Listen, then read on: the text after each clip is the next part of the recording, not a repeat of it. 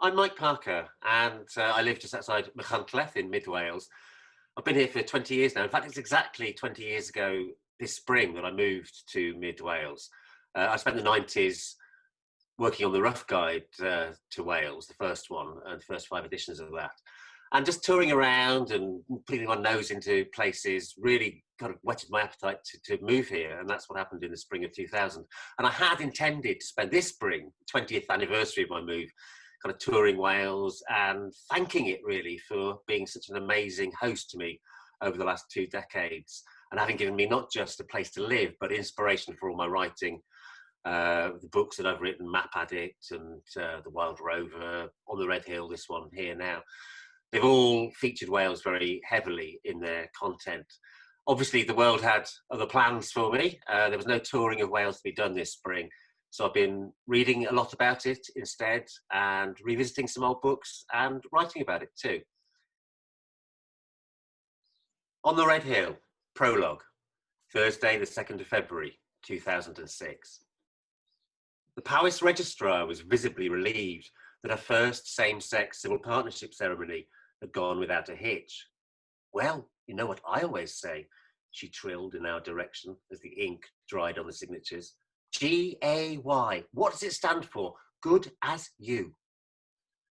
She carefully put down her regulation fountain pen and smiled beneficently at the four of us, seemingly expecting, if not a round of applause for her generous liberalism, then at least a heartfelt thank you. I glanced sideways at Reg.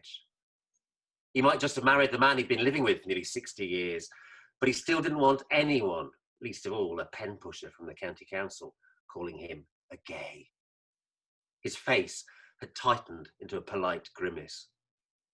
Occasionally, he'd get as far as saying the G word, but even that was only ever whispered sotto voce, as if its velvet softness might still conceal the iron fist of bigotry that had so shaped his life.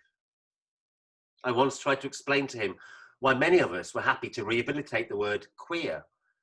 His eyes bulged alarmingly, and I didn't try again.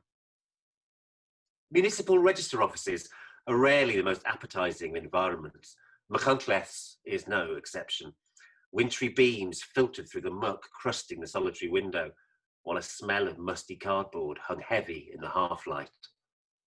A suitably baleful atmosphere to register a death, perhaps, but woefully out of kilter for a birth or marriage, let alone this great legal landmark. Emerging outside, we took some photographs and walked up the street to Prentice's house for a celebratory high tea. On the way, I nipped into the co-op to buy a bottle of bubbly. Champagne on a Thursday afternoon, said the girl on the till. I explained the occasion. Oh, those two old men, you mean? The ones who come in on market day? I nodded. They're lovely, always so tidy and polite. How beautiful that they can get married now.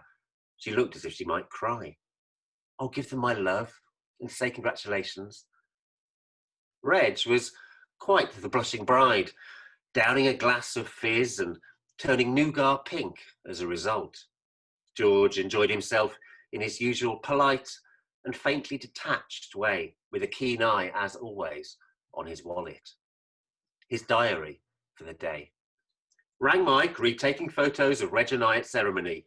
He has digital, will bring. 1:45 p.m. Prince came in his car and took us to Mach, solicitor by the clock, and at 2:30 to have our great moment. Civic Rights Partnership. Wonderful gathering. Brackets. Paid £74.